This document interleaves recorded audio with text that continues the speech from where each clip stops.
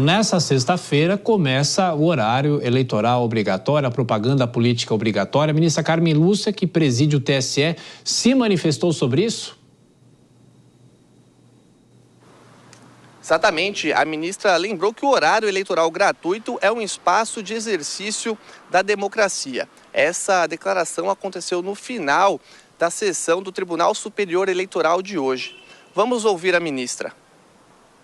A partir de amanhã tem início o horário eleitoral gratuito, pelo qual se dá ciência, cada vez mais informando-se, como é próprio de um processo eleitoral democrático, as propostas dos candidatos, enfim, mais um espaço de exercício democrático de informação que é livre, ressalvas feitas exclusivamente aquelas que não podem ser dadas, mas a propaganda eleitoral e o horário eleitoral gratuito é próprio do processo.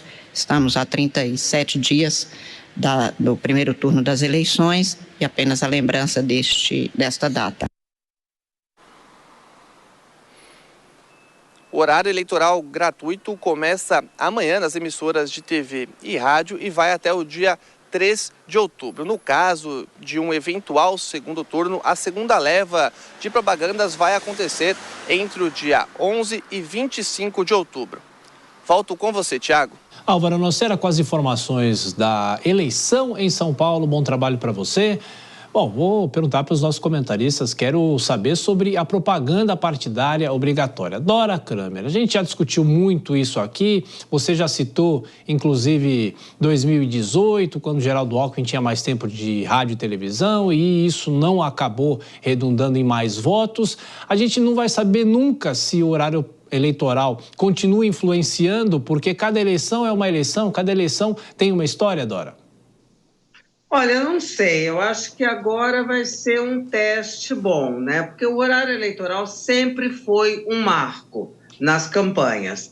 Agora, hoje ele divide a importância com outras maneiras de comunicação política, os debates que são mais numerosos agora, as sabatinas e principalmente a internet. Então, teve esse caso que eu acho emblemático do Geraldo Alckmin, né? Com aquela, sempre foi um ativo o tamanho do horário eleitoral, mas não necessariamente isso se materializa em votos. Naquela eleição, Jair Bolsonaro quase não tinha tempo de televisão e o Alckmin terminou em quarto lugar. Agora, o pessoal do marketing político continua achando essa uma ferramenta super valiosa, principalmente em relação àquelas inserções, sabe? Que não só porque o horário eleitoral a pessoa pode desligar. As inserções entram assim, de repente. E eu acho que essa certeza do pessoal do marketing político que vai estar à prova agora nessa eleição. É aquela história, né, Vilela? Com essa pulverização de mídias, você tem as redes sociais, mas de qualquer forma, os marqueteiros apostam. É mais uma alternativa, é mais um ponto para se apostar, claro, né? Já teve uma tradição muito maior lá atrás, mas continua tendo, né? Talvez a gente não sabe o que isso vai render nas urnas. Exatamente, já teve uma força extremamente preponderante. Quando a gente imagina as eleições presidenciais até 2014, por exemplo, você via realmente uma força da televisão extremamente forte. De 18 para frente é que a gente passou a ter isso um pouco mais flexível.